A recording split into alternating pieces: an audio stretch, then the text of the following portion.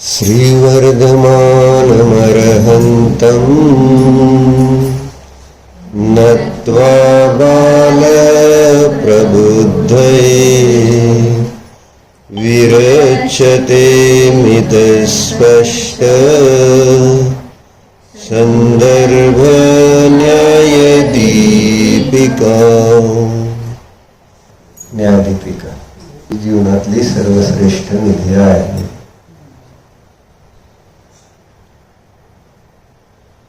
कारण याच्यामध्ये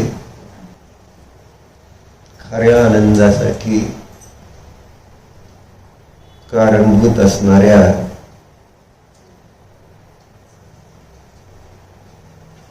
प्रयोगाची चर्चा, प्रॅक्टिकल.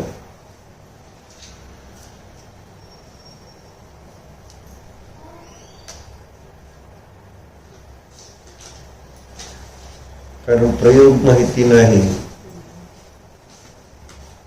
तर कार्य सिद्ध होणार नाही.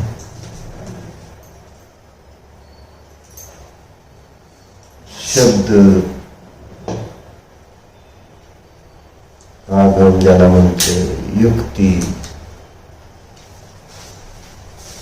त्याने नाही, स्वानुभव प्रत्यक्षाने खऱ्या आनंदाची प्राप्ती होत असते. निजध्रुवाचं प्रत्यक्ष अनुभव तोच आपल्या खऱ्या आनंदाचं कारण आहे. आणि तो अनुभव ज्या साधनाद्वारे, ज्या उपायाद्वारे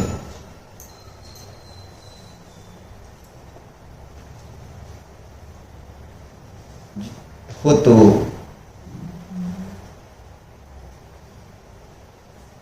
त्याची चर्चा इथं न्यायदीपिकेमध्ये केलेली आहे. म्हणून न्यायदीपिका ही चर्चेचा विषय नाही. खरं तर न्यायदीपिकेमधल्या एक एक विषयाचा आपल्याला अनुभव घेता येतो.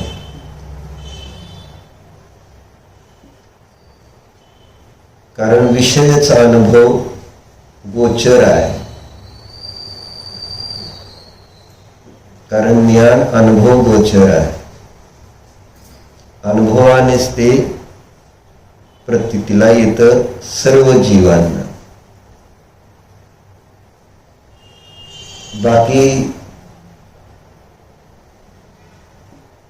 दुसरे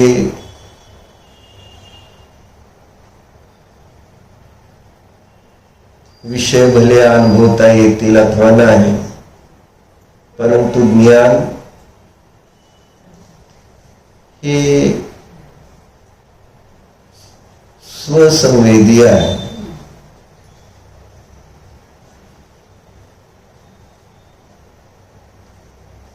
स्वला जाणतच पराचा निर्णय करते.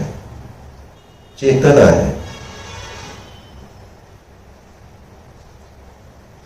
जे अस्वसंवेदी आहे ते पराचा निर्णय करू शकत नाही. मग ते किती मोठं कॉम्प्युटर असू दे, आर्टिफिशियल इंटेलिजन्स AI असू दे, ते सगळे अस्वसंवेदी आहेत. त्यामुळं माणसाच्या बुद्धीपेक्षा त्यांच्यामध्ये जास्त कॅपॅसिटी जरी असली तरी सुद्धा त्याचा त्यांना सुख दुःख काही नाही आहे. भावभासन नाही. त्यालाच अनुभव म्हणा, स्वसंवेदन म्हणा.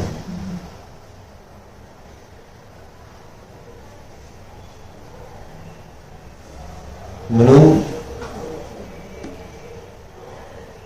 जे स्वसंवेदी असणारं ज्ञान आहे आणि ते पण सम्यक ज्ञान, ते पण प्रत्यक्ष आणि ज्याच्यामध्ये प्रामाण्याचा निर्णय आहे ते सम्यक ज्ञान,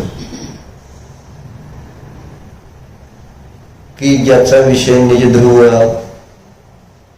असताना नियमानं अतिंद्रिय आनंदाचा स्वाद जीवाला येतोच. असा एक सुंदर विषय न्यायदीपिकेमध्ये सांगितला गेला. म्हणून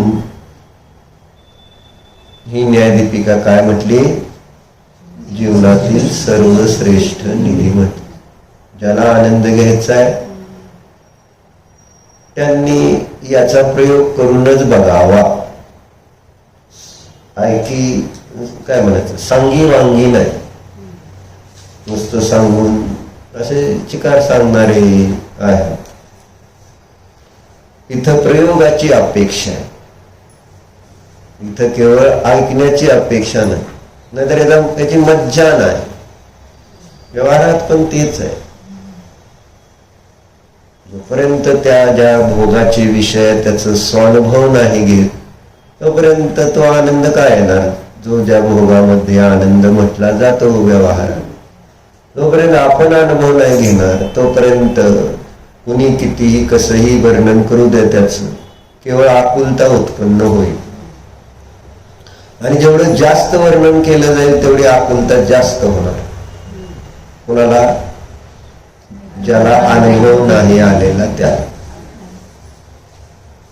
केवळ त्याच्या आकुलतेला वाढवणारं कार्य घडणार आहे जे त्या समयसारची चर्चा करतील किंवा त्या आनंदाची चर्चा करतील, फळाची चर्चा. आणि आपण बघितलंय विषय आणि फळाशिवाय या संबंधी चर्चा दुसरी केली जात नाही. काही लोक विषयाची चर्चा करत आहेत, काही लोक फळाची चर्चा करत आहेत. मग विषय आणि फळाच्या चर्चेतनं साध्य काय निघणार आहे? आकुलता. कारण विषय चांगला आहे, सुंदर आहे, आणि त्याचं स्पष्टीकरण करत गेलो. जसं आता मी अमेरिकेला जाऊन आलो आणि तुम्हाला सांगालो कसं कसं आहे, काय काय सगळं, आणि चांगल्या सगळ्या गोष्टी सांगायला, आणि तुम्हाला जाता येईल. बरोबर आहे. मग आकुलता वाढेल का काय होईल? मी जेवढं जास्त सांगेल त्यावेळेस काय होणार? आपल्याला जाता येत नाही, आपल्याला जायला कसं असेल तिथं, काय असेल, अशा कल्पना सुरू होतील आणि आकुलता वाढेल. आत्मा असा सुंदर आहे, करता नाही, भोगता नाही, अमूर्त आहे, सिद्धासारखा आहे, जन्म मरण रहित आहे. किती सांगितलं, जेवढं सांगेल तेवढं आकुलता व्हायला पाहिजे, पण तुमच्यात ती पण नाही आहे. कारण तुम्हाला त्याचंही काय घेणं देणं नाही. कुठं आकुलता होती? समयसार बद्दल एवढी सुंदर चर्चा केली म्हणून कुणाला आकुलता होते? काय भारी असेल, कसं असेल, आपल्याला त्याचा अनुभव कसा येईल, काय करायचंय. मी खरोखर मला म्हणते समयसार, मला परमात्मा म्हणते. मग काय? मग परमात्मा म्हटलं जरी तरी कुठं आपण आपल्याला असं वाटतंय असू द्या, असेल परमात्मा, काय मला त्याच्याशी घेणं देणं. परमात्मा तुम्हाला म्हटलं प्रियंका त्या म्हणून काय फरक पडला? काय फरक पडला? तुम्ही परमात्मा म्हटला. एक तर हे मी परमात्मा नाहीच. अज्ञानी जीवाला परमात्मा म्हटलं तर लादल्यासारखं होईल, जसं गरीबाला काय शेडजी म्हटलं तर. म्हणजे त्याला ती शिवी वाटेल, नाही का? म्हणजे जे मी नाही तसं मला म्हटलं जात. मग ती पण प्रतिक्रिया नाही. मला कशाला म्हणता परमात्मा? कारण एकीभाव स्तोत्रामध्ये सुद्धा म्हटले गेले वादिराजाचार्य, खोट आहे परमात्मा, मी परमात्मा असं जे सांग म्हटलं जाते ते खोट आहे म्हटले गेले.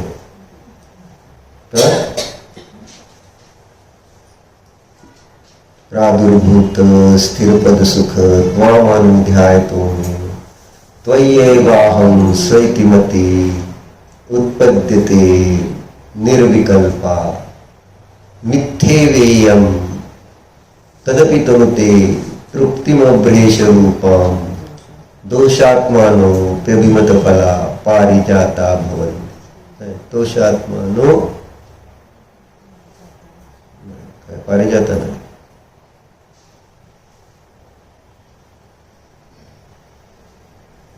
दोषात्मानो प्यभिमत फला तत्प्रसादात भवन्ति. असं आहे. न काय म्हटले, प्रादुर्भूत स्थिरपद सुख काय झालेलं आहे, उत्पन्न झालेलं आहे. काय सुख उत्पन्न झालेलं आहे. कसलं सुख उत्पन्न झालंय, शाश्वत सुख प्रगट झालेलं आहे. कधीही नष्ट न होणारं सुख. म्हणजेच कसलं सुख, आकुलता रहित, अतींद्रिय, हे त्याचे एक आहे ना विशेषण. मग जे स्थिर सुख आहे, नित्य सुख आहे, शाश्वत सुख आहे, कधी नष्ट न होणार आहे, तर ते कसं असतं, अतींद्रिय असतं, आकुलता रहित असतं. मग असं स्थिर सुख कुणाला प्राप्त झालं, अरिहंत प्रभूंना प्राप्त झालेलं आहे. प्रादुर्भूत भक्ती करतात ना वादिराजाचे. मग भगवंतांना पहा, त्यांना त्यांच्यामध्ये दिसलं, हे भगवान आपल्यामध्ये तर स्थिर असं शाश्वत सुदीर्घ सुख प्राप्त झालेलं, कधीही नष्ट न होणारं सुख प्रगट झालेलं आहे, असं त्यांना दिसलं. तुम्हाला दिसतं का तसं? कधी बघतो का आपण त्यांना स्थिर सुख वाल्या? मग घरी कशाला येतं परत? स्थिर सुख दिसल्या म्हणून घरी येईल का? आणि दुसऱ्या विषयावर आनंद मानेल का?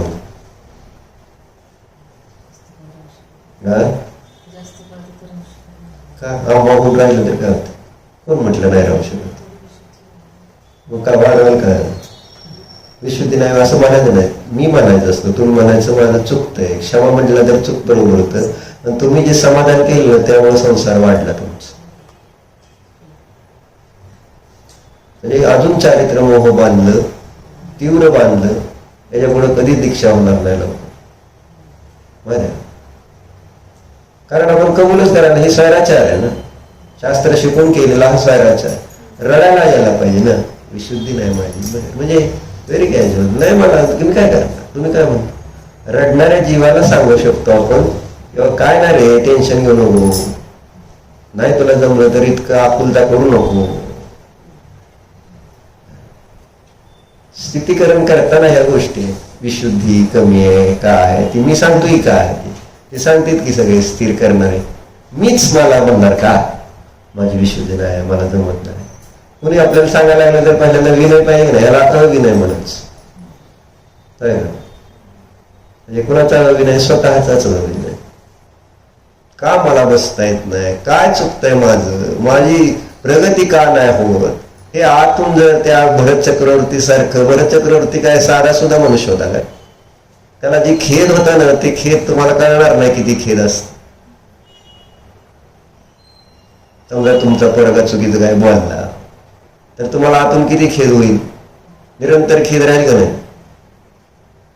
की असं का करते, असं का करते, असं का करते म्हणून नाही, असं होतं का नाही? म्हणजे व्यवहारामध्ये जसा खेद दिसून येतो तसा खेद आपल्याला इथं येतोय का दिसून? चक्रवर्तीला खरं खरं नको होतं ते वैभव. असं नव्हतं की त्याला मज्जा येत होती. ती धारा वाढली पाहिजे असं मला म्हणायचं. का असेल ती चक्रवर्तीची परिणती, भाव, सगळ्या भोगात राहणं, त्याला किती ती म्हणून काय शब्द वापरले, काय शब्द वापरले? तो शब्द काय वापरतो भरत चक्रवर्ती? वापरले भरत चक्रवर्तीने स्वतःला अभागा. बरोबर आहे, अभागी आहे, अभागी भरत असं विशेष. तुम्ही अभागी आहे का म्हणताय स्वतःला? मी विशुद्धी नाही म्हणून अभागी असतो असं भरत चक्रवर्ती म्हटलं असतं का? माझी विशुद्धी नाही, मी काय करू, मला जा म्हणतोय का भरत? तो काय म्हणला, मी ही पुण्याची सजा, पुण्य पुण्य की सजा भोग रहा. मला आम्हाला तुम्हाला ही सगळी है ना, कैदेत जसं कैद्याला शिक्षा भासित होते, ती कैद म्हणजे पापाचं फळ त्याला भासित होतं, तसं पुण्याची ही शिक्षा, शिक्षा म्हणजे हे व्यवहारातलं शिक्षा नाही, फळ नाही. शिक्षाचा अर्थ शिकवण नव्हे, शिक्षा म्हणजे त्रास. चालले कराष्ट.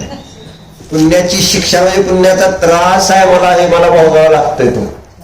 पुण्य की सजा शब्द हिंदी वापरला की तरी नाही. सजा म्हणजे काय असतं? दुःख, त्रास सहन होत नाही सजा. आणि तुम्ही काय म्हणताय? शिक्षा म्हणजे शिक्षण. काय याला अर्थ आहे का? पण ती चक्रवर्तीला पुण्याची शिक्षा वाटत होती, आणि शिक्षा ज्याला वाटते ना त्याला सहन होत नाही. ते जसं श्रीमंत मनुष्याला जेव्हा रोग होऊन घरात बेडवर पडावं लागतंय, औषध घ्यावं लागते, त्यावेळेस त्याला ते बरं वाटते का? सगळे सेवेला आहेत, सगळे विचारपूस करतायत, आहे ना, सगळं चाललंय चांगलं चांगलं, सगळं एकदम म्हणजे खायच्या प्यायच्या पासून सगळे आता येते जाते बोलते विचारते. मग सुखी आहे का ती मनुष्य? जसं आमची बाईच घ्या ना, आता त्याच्याकडे सगळे जातीत येते, सगळे विचारतात, खायचं प्यायचं सगळं व्यवस्थित आहे सगळं. मग बरं वाटतंय का तिला? आता त्या तसं एक नुसतं एका खोलीत नुसतं बसून राहायचं, पडून राहायचं, तशी फिलिंग येते ती? तशी फिलिंग येते का तुम्हाला घरी आल्यावर? गप्प बसतेस म्हणजे हे आणावं लागतात, या गोष्टी आणावं लागतील आपल्याला, कारण इतका स्वैराचार होतोय आपल्याकडून. तुमचं काय गोष्ट नाही, माझीच गोष्ट आहे. आपल्याकडनं स्वैराचार होतोय हे वाचल्यामुळं शिकल्यामुळं आपल्याला असं वाटत नाहीये की मी काय चुकतोय म्हणून. असतं असं असं होणार, काय करणार, असं होतच असतं. नाही मला जमत, नाही मला करता येणार, नाही नाही नाही नाही संपलं ना, नाही ना. पुढं काय आहे त्या विषयी? आता त्याला पुढे सुधारण्यासाठी काय प्रयत्न करता येईल? एकदा नाहीचा पाडा लावल्यावर, आणि नाहीचा पाडा सुरुवातीलाच लावला, मग त्याच्यामुळे आता हे सगळं सुरू झालं. नाही नाही नाही, कशाला नाही म्हटलं? अजून म्हणतात काय? मला चुकलं कधी परत म्हणा, एकदा चुकलं किती वेळा, 100 वेळा म्हटलं तरी सुद्धा चालतंय. जोपर्यंत आपले परिणाम बदलत नाही तोपर्यंत चुकलंय डोळ्यात ना अश्रू यायला पाहिजेत की काय इतकं काय माझ्याकडून इतकं काय पाप बघितलं नाही ना. ठीक आहे, माझे एकट्याच आहे का? सगळेच तसे. जेव्हा तेव्हा आपल्याकडनं चूक घडली तेव्हा आपण कधी सुद्धा त्या चुकीला चूक म्हणून नाही, कोण कोण चुकलं मिलन म्हणून सगळ्यांची नावं सांगायची. काय झालं? हे पण चुकतो, ते पण चुकतो, तुम्ही पण चुकता, ते पण चुकते. मग तुमची चूक म्हणजे चूक ही संपली का? ते बरोबर झाली का तुमची चूक? दुसऱ्याच्या चुका दाखवल्यानंतर समजू नका की काय होणार आहे? आपली चूक कमी होणार का वाढणार आहे? तेच करतो ना आपण. सून चुकते का नाही?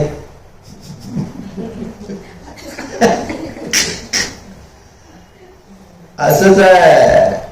आपण काय जे कोणी आपल्या अपेक्षेने म्हटलं ना दुसरे चुकत असताना त्याच्या चुकाची त्या ठिकाणी आपण काय करतो ते आपण नाही, तो चूक आहे आणि आपली चूक आहे ती आपण बघत नाही की त्याला चुकीचं आहे म्हणतोय. ते ऋतिका की चुकीचं आहे का मी चुकीचं आहे? सांगा बरं, आता सांगा. नाही मी चुकलो ना, पण मी तुम्हाला काय म्हणायचं कारण होतं का? हो की आता ते हो, पण मी चुकलो का तुम्ही चुकलं? खरं सांग. मी चुकलो, मी स्वभावातून बाहेर आलो, मी आता द्रष्टा राहायला गेलो, तुम्ही तसं बोलला, मग मला त्या देवशास्त्र गुरुच्या रागामुळं असा तुमचा राग आला. मग कोण चुकलंय? त्याचं फळ तुम्हाला का मला? वेगळं चाललंय. नाही नाही, पण आता मी कोणाचं सांगतोय? माझं चुकलं नाही. तुम्ही म्हणायचं काय असतं? तुम्ही पण चुकला असं म्हणायचं का? नाही नाही, तुम्ही चुकलाच नाही असं म्हणायला पाहिजे होतं का नाही तुम्ही?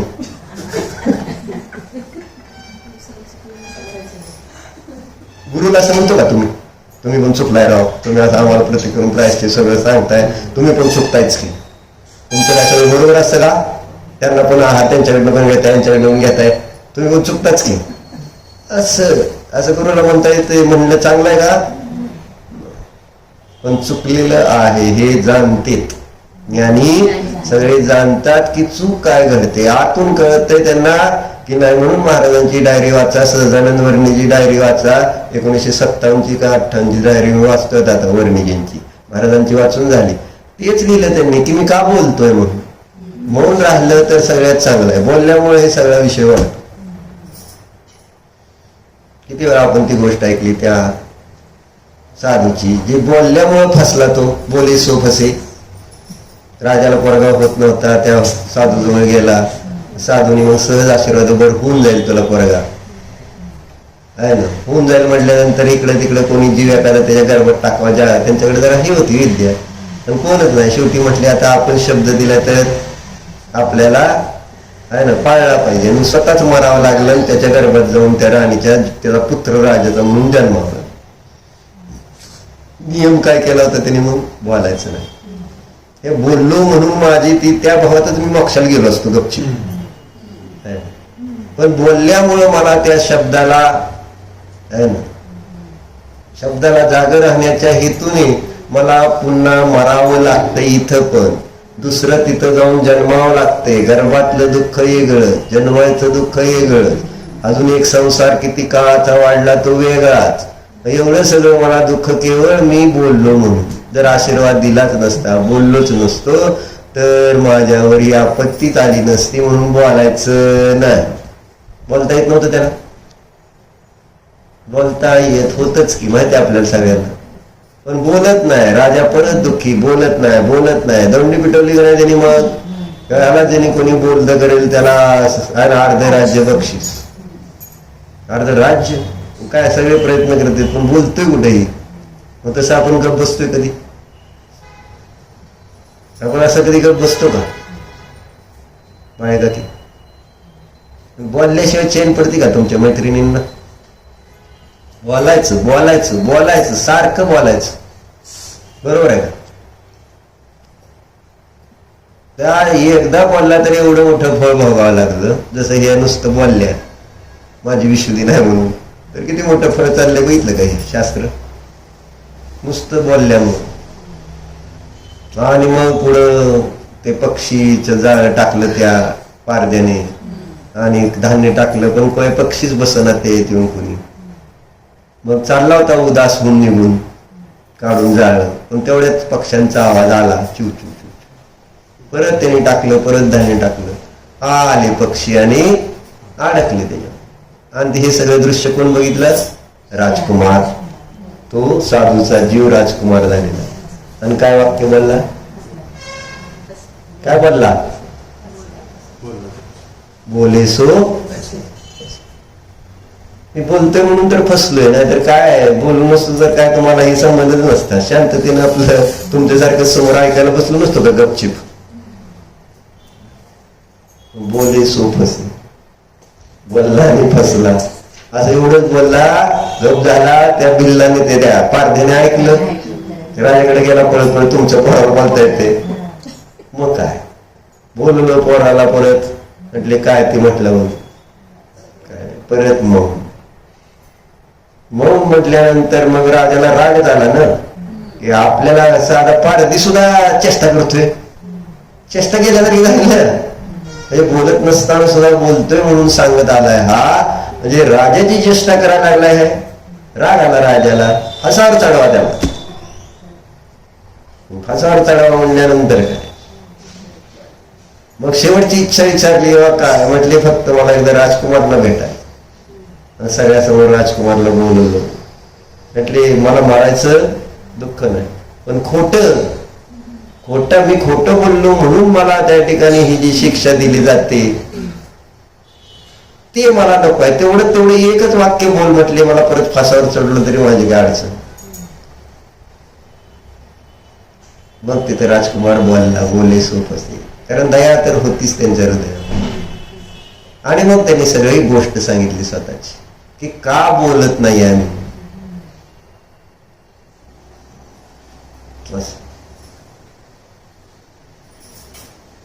कळलं? चर्चा काय चालली होती आपली? विषय काय चालला? बघा असं नाही, असलं म्हणून थोडं ह्यांना घुमवायचा अवकाश. हे कुठेही घुमते ती सगळी 343 गणराज्यामध्ये.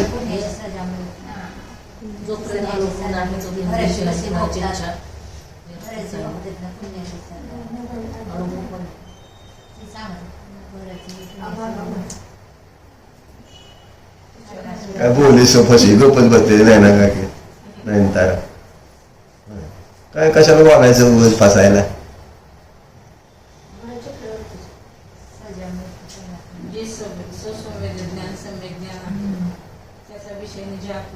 कशाला निघाले सगळं?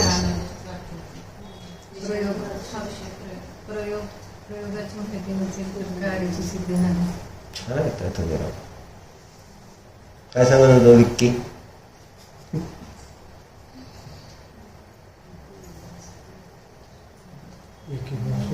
करेक्ट. ही मनुष्य होत प्रादुर्भूत स्थिरपद सुख.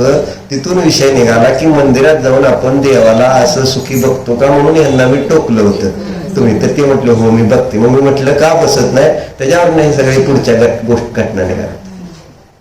लिंक लागली का आता? मग सम्यक ज्ञान आणि हे तीन सगळं असलं काय सांगितलं मी? काय सांगू मी कशामुळे हा सगळा पुढचा विषय आला? चक्रवर्तीचा असू दे नाही तर कुठला जी काय ह्या मौनाची गोष्ट असू दे, ही केवळ प्रादुर्भूत स्थिरपद सुख. त्याच्यामध्ये आपल्याला ते आहे ना, तुम्हाला परमात्मा म्हटलं तर तुम्हाला खोटं वाटतंय का? असं म्हणजे मला परमात्मा मला लाज वाटते का परमात्मा म्हटल्यावर? तर तू परमात्मा आहे, हे यार मी परमात्मा कुठनं काढलाय मला? आणि म्हणून त्यासाठी तुम्हाला एकी भाव स्तोत्राचं वर्णन करायला लागलो, ज्यामध्ये पहिल्या ओळीमध्ये त्यांच्या ठिकाणी स्थिर सुख प्रकट झालंय असं त्या वादिराज आचार्यांना दिसत होतं. तेव्हा तिथं तुम्ही मंदिरात जाता तेव्हा तुम्हाला त्या भगवंतांमध्ये स्थिर सुख दिसतं का हा विचारल्यावर प्रश्न मी म्हटलं दिसतंय. हे म्हटले मला दिसतंय म्हटल्यावर मग मी पुढचा प्रश्न विचारला ह्यांना की मग घरी का आला? मग माझी मी शुद्धी लागलं का बरोबर?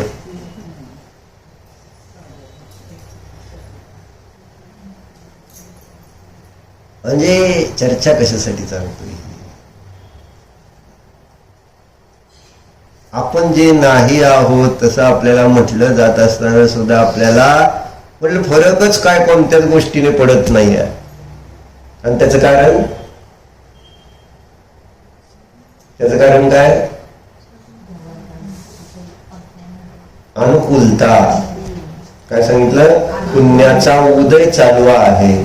त्यामुळे मला याच्यामधली एकही गोष्ट तुम्ही परमात्मा आहे म्हणा नाहीतर नाही म्हणा, एक कुठल्याही अपेक्षेने मला त्या परमात्म्या संबंधी जे काही संबोधन केलं जातंय त्याच्यात मला कुठेही काहीही कसलंही अनुभवन वेदन होत नाही. तेच चाललं ना. पण तिथं वादिराज आचार्यांना खोटं वाटतंय. मला त्या ठिकाणी मी तुमच्यासारखाच मी आहे ना असं शब्द वापरले. त्वयेवाहम प्रादुर्भूत स्थिरपद सुख त्वाम अनुध्यायतो मी. आणि ज्यांच्या ठिकाणी शाश्वत सुख प्रगट झालेलं आहे अशा त्या अरिहंत परमात्म्याचं ध्यान करणारा हा मी वादिराज आचार्य. काय म्हणते? त्वाम अनुध्यायतो मी. तुमचं त्या ठिकाणी मी ध्यान करत असताना काय झालं? मला असं वाटू लागलं की तुम्ही म्हणजेच मी आहे किंवा मी म्हणजेच तुम्ही आहात.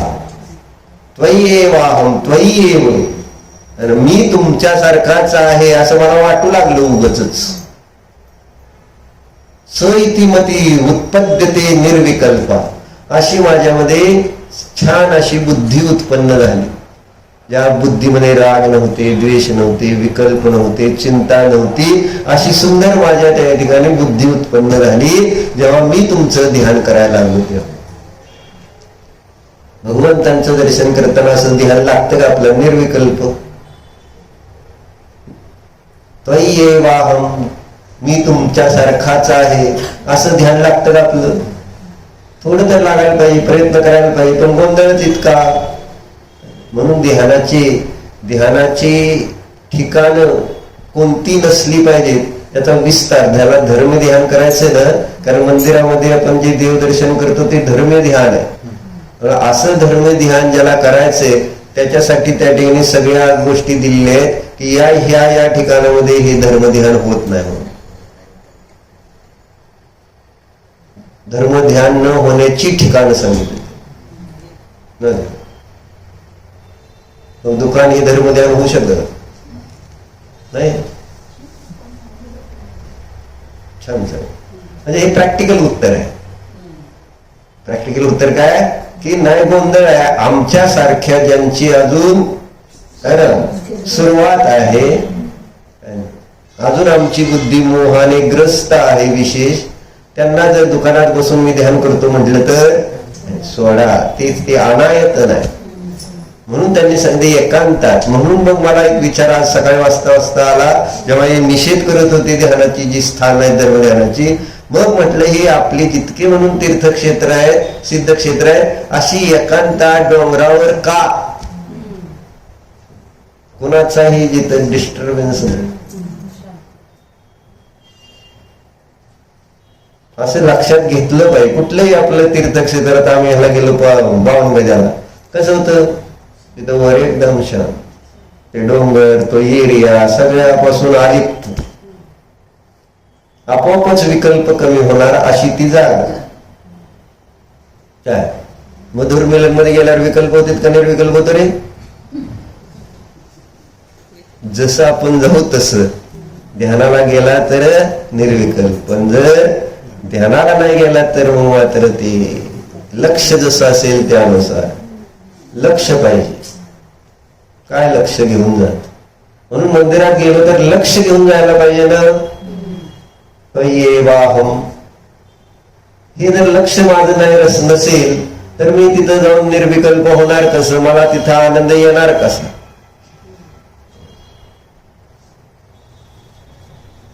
आता दीप्तीच्या मुलाचं लग्न आहे, बरोबर आहे, माहिती आहे तुम्हाला सगळ्यांना. तर सगळ्याकडे जाऊन आले, तुम्ही गडंगण केलं, त्याला जीव घातलं का नाही? पोराचं राहू द्या, आईला भाऊ घातलं, वेगळं सगळं. आम्ही नव्हतो का म्हणजे आम्हाला एकटीच ती गडंगण का? पण असू द्या, आता काय तुमचं कुठं शुद्धी करत बसायची? अशुद्ध आम्ही खाऊ घालतो, शुद्ध नाही काय खाऊ घालणार असं, बरोबर आहे. मग झालं. आता तुम्हाला काय वाटतंय, लग्न दीप्तीच्या मुलाचं आहे का दीप्तीचं आहे? तुम्हाला कळतंय सगळ्यांना की दीप्तीच्या मुलाचं लग्न आहे. दीप्तीला काय वाटतं तुम्हाला माहित आहे? माझ्या घरी लग्न आहे म्हणजे माझं लग्न आहे. लग्न आणि माझं याच्यात अंतर नाही राहिला तर तिथं ती मुलाचं आहे हे पण विसरून गेली. आता सगळी आता तिच्याच जबाबदारी आहे ना. लग्न नाही, आता बाकी काय नाही, तुमचं स्वाध्याय नाही, ध्यान नाही, काय नाही. आता गडंगणी उरकाचे जवळ आले, खरेदी राहिली, अजून अमुक करायचंय तमुक करायचंय. आता गडंगण्याचा घाईटा झालायचा. मी म्हटलं आता आली तर राहा 4-5 दिवस निवांत. शक्य का? अजून लय गडंगणी राहिलेत, अजून फलटण राहिलंय, अजून बारामती राहिलंय, अजून नातेपुती चालू झाकलूज राहिले, परत म्हटले सोलापूर राहिले, अजून माढा राहिले. माढ्यात कोण आहे काय? सोलापूर आहे, बार्शी, कुठले कुठले नावं सांगितले गावाची. तिकडे तर पूर आल्यामुळे जाता येईल, बाकी काय नाही. आणि आज म्हटले 40-80 संपून टाकणार, 40च्या 40 एका दिवसात रेकॉर्ड. पण नातेपुत्यात आपण जन्मलोय बरं का, कुणाला विसरलं तर अडचणीत येशील. गावातच लग्न आहे, परत म्हणतील पत्रिका दिली नाही म्हणून सगळ्याला दिली पाहिजे नियमानं, सगळ्याच्या घरी जाऊन सांगायला पाहिजे, कारण तू इथं जन्मली ना. परत तुझ्या आईला मागं म्हणतील की असं काय आम्हाला दीप्तीने पत्रिकाच दिली नाही. आत्ताच म्हटले ते दोघी तिघी आमच्याकडे आल्याच नाही म्हणून. असं तुझी मम्मीने सांगितलं, मला नाही माहिती, हे मी सांगतोय तुला. 40 लागणार नाही. आता 40ची किती घर आहेत राहते? 150 झालेली. 150 पैकी 100 तर जावं लागतील तुला, ओळखीची आहेत ती. 50 एक बाहेरनं नवीन तुझ्या लग्नानंतर आलेली असतील ती सोड, पण 100 तर तुझ्या कारकिर्दीतली आहेत. सांगायचं कशासाठी? मग आता स्थिरता आहे का? नाही, उरकायचंय. बरं पुढे काय करायचं? उरकून काय करायचं? लग्न म्हणजे काय आहे ना? ती पंडित माहिती होतं, मामा दोघं धरणार पदर, पंडित म्हणणार मंत्र, आणि ह्यांचं काय बेगाने शादी मी अब्दुल्ला दिवाना सारखं मग सांगतेच नाही मी, हे अब्दुल्ला आहेत सगळे आहे ना. बेगाने शादी, शादी कोणाची, नटतय कोण, बेगाना चाललाय कोणाचा. म्हणजे कशामुळे असं वाटतंय माझं आहे माझं आहे माझं आहे, मी आहे, लग्न म्हणजे मी म्हणजे लग्न. लग्न होत नाही तोपर्यंत तसंच चालणार नाही. कळेल तुला थोड्या दिवसात. इतकं एकत्व करतो आपण. बाह्य एक लौकिक लग्न आहे, इथं तर अलौकिक आहे. मंदिरामध्ये ज्या मुक्ती सुंदरीशी लग्न करायला आपण जायचं, तर तिथं आपण एकमेक व्हायला पाहिजे का नको? नाही होत तोपर्यंत तिथं ते माझं आहे. आपलेपणा यायला नको का त्या मंदिरामध्ये? देवाचं दर्शन म्हटलं, देवदर्शन करायला झालं का म्हणजे तिथंच करून आली पंढरपूरला लग्न, बरं का, म्हणजे लग्न नाही सॉरी दर्शन. मग इथले देव नाहीत का इथं? बरोबर जाते मंदिरात, लोकांकडं गडंगण्याला जायला वेळ आहे. मग मंदिरात देवाचं दर्शन व्हावं. जुनं मंदिर आहे, आपलं मंदिर आहे. चंद्र प्रभू भगवान बघूया कसे आहेत का बरे, म्हणजे शांतीनाथ भगवान बरे आहेत का, काय कमी जास्त झाले त्यांचं, मंदिरात काय नवीन जुनं काय सुधारणा, घरात फर्निचर रंगवलं तर माणूस कट्टा नवीन केला तर दाखवतंय बघतंय. दाखवलं का मंदिरामध्ये कसं लाकडाचं नवीन पॉलिश करायला लागले, कसं बाजूला हे टाकले ब्लॉक्स बिक्स, कसं दाखवलं का तेजश्रीत आहे तुम्ही? काय नाही, मंदिर ना ठीक आहे की आहे की. आणि भगवंतांचं घरी गडंगण नको का करायला? भगवंतानं बोलवल्याशिवाय लग्न होईल का? तुम्हाला माहित आहे का? कारण ती पंडित म्हणतो ती देवाला साक्षी ठेवूनच म्हणत असतो ना सगळं, आणि त्या देवालाच आमंत्रण नाही देणार, त्याच गडंगण राहिलं. देवाने कुठं आम्हाला सांगितलं ते गडंगणाला? म्हणून लोक मंदिरात पत्रिका ठेवत होते पूर्वी. पत्रिका देवा मंदिरात ते ठेवायची, म्हणजे एक तर येणारे लोक सगळ्यांकडे जाणं शक्य नाही, तर मग तिथं बघतील आणि तेच सगळ्यांसाठी आमंत्रण असायचं. सामान्य पूर्वी असं एवढंही नव्हतं ना. मंदिरात मात्र सगळे जातात, आणि मग देवाला पण दिसतच त्यांच्या ज्ञानात. या बर का, दिले का आमंत्रण देवाला? बोले सोफसे तिला हुशार गप आहे, बोलत नाही. सांगायचं काय? त्वय्येवा स्थिर काय, काहीतरी वेगळंच काय बोलायचं. त्वय्येवाह मी सांगतो ना, इतिमती उत्पद्यते निर्विकल्प. जेव्हा तिथं माझी बुद्धी वेव लेंथ किंवा आपलं ते कनेक्शन ज्याला म्हणतो, किंवा ते काय म्हणायचं, ते नेटवर येतं तेच की. नेटवर म्हणजे नेटला काय येतं त्याला? रेंज. रेंज आल्याशिवाय कसं? रेंज मध्ये येतं का देवाच्या? आपण मंदिरात गेल्यानंतर रेंज येते का नाही असं बघते का नाही? जर एखाद्या ठिकाणी कमी जास्त असेल तर तसं आपल्या बुद्धी जर भगवंतांची रेंज जुळत नाही आहे, बाकी सगळं इकडचं तिकडचं दिसतंय आणि परमात्मा आणि मी दिसत नाही आहे, तर मग ती रेंज नाही जोपर्यंत सापडत तोपर्यंत शोधायला पाहिजे का नाही? पण रेंज कधीच नाही येत मंदिरात गेल्यानंतर. इथे का रेंज सांगा? आता हे म्हणतील इथे आमची रेंज आता म्हणू शकणार नाहीत मी, इतकं म्हणल्यावर कसं म्हणणार? अरे शोधायला पाहिजे ना, रेंज येत नाही तोपर्यंत बघत राहायला पाहिजे.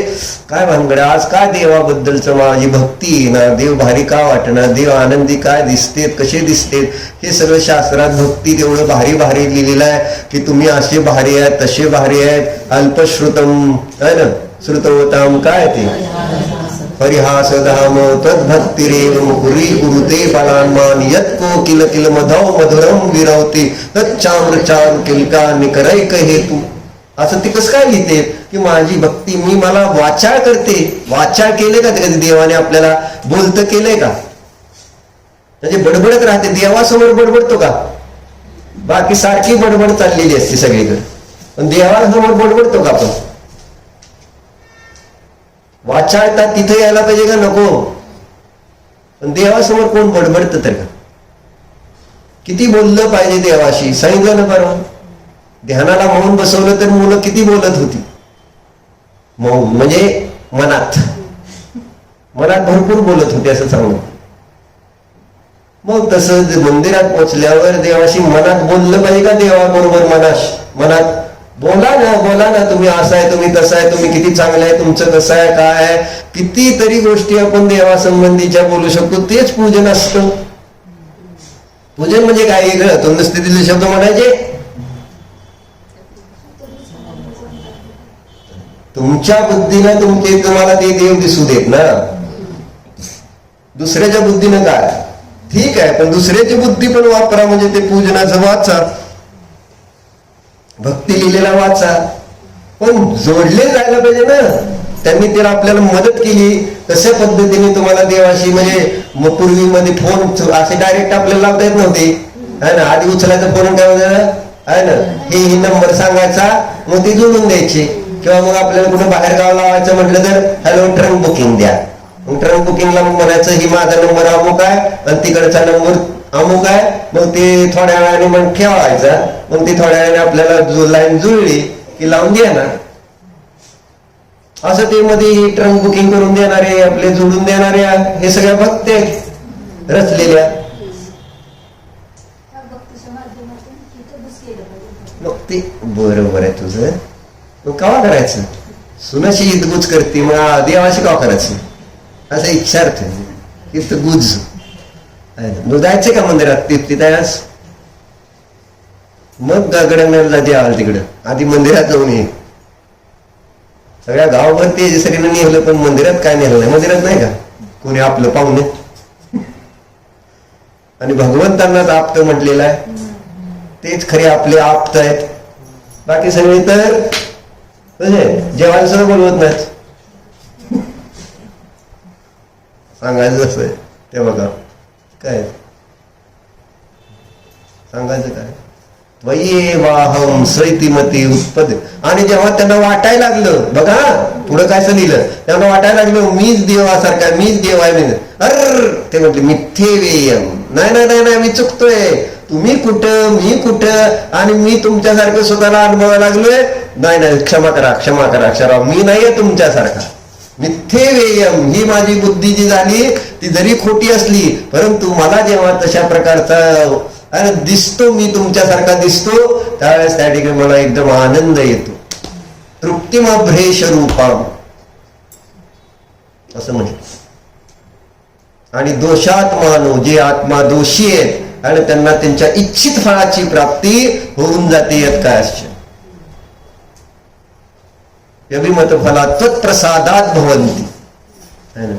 काय नाही, तू इथं राहिली तरी लग्न होणार. तुला बघायचे का? काय न करता नुसतं इथं बसायचं. तू लग्न नाही झालं तर बोल.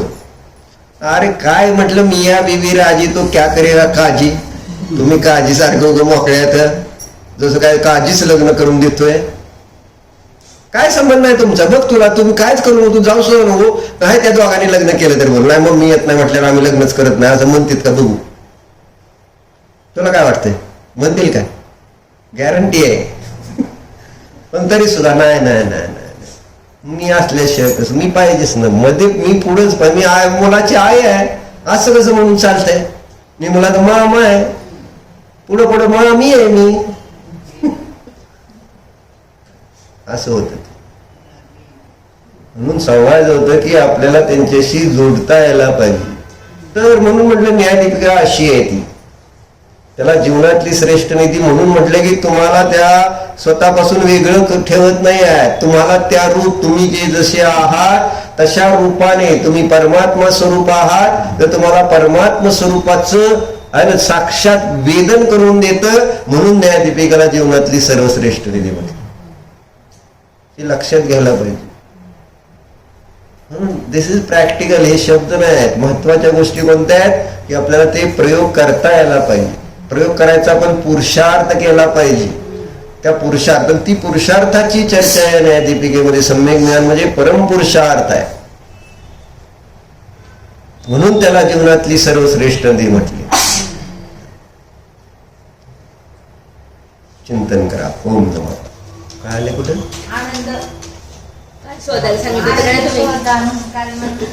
नाही नाही, मी काय सांगितलं होतं ती तर तुम्हाला प्रश्न लक्षात आहे का? बिचाऱ्यांनी एकट्यानेच प्रयत्न केला बरं का, बाकीच्याने विचार सुद्धा केला नाही. मी सुद्धा विसरून गेलो, पण त्यांनी प्रयत्न केला. मी काय प्रश्न केला होता कालचा?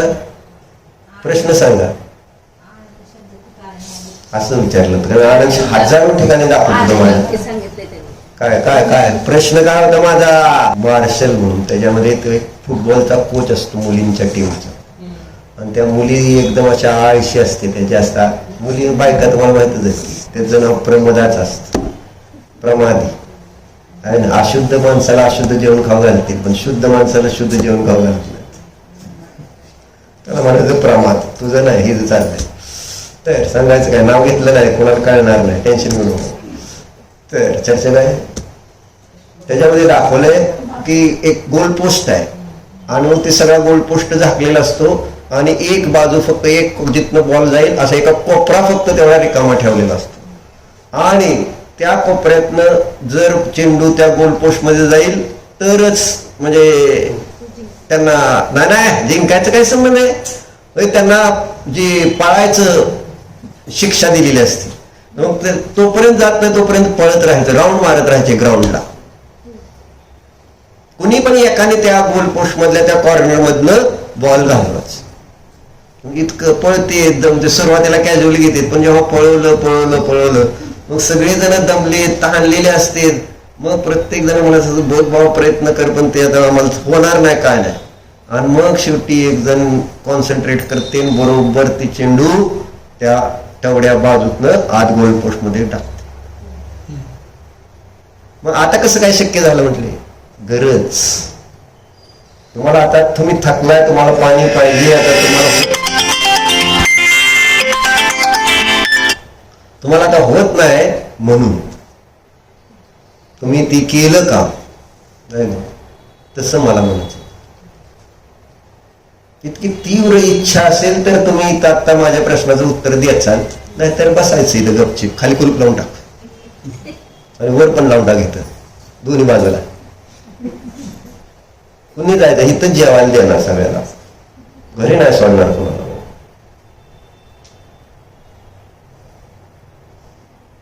तू पण नव्हतीच का, मला माहिती आहे.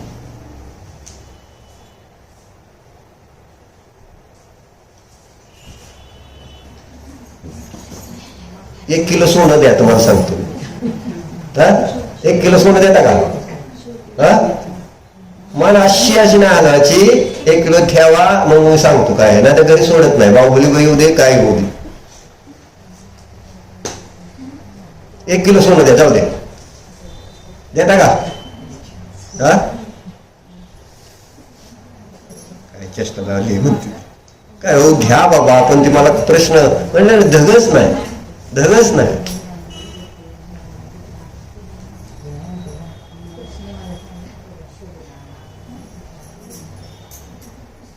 जाऊ दे, दया येते, करुणा भाव असतो आमच्याजवळ. तुमच्याजवळ नसे ना का, पण माझ्याजवळ करुणा असतो. का कशावरून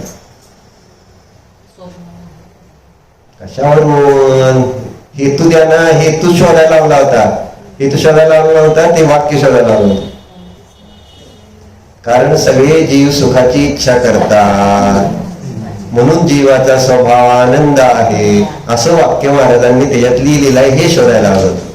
म्हणजे सुखच का इच्छितो जीव, आणि त्याचं कारण सांगितलं जीवाचा स्वभाव आनंद आहे म्हणून तो सुखाची इच्छा करतो. आणि असं ते लिहिलेलं आहे यात. हे मी काल सांगितलं होतं नाही. ओम नमः उत्तम क्षमा.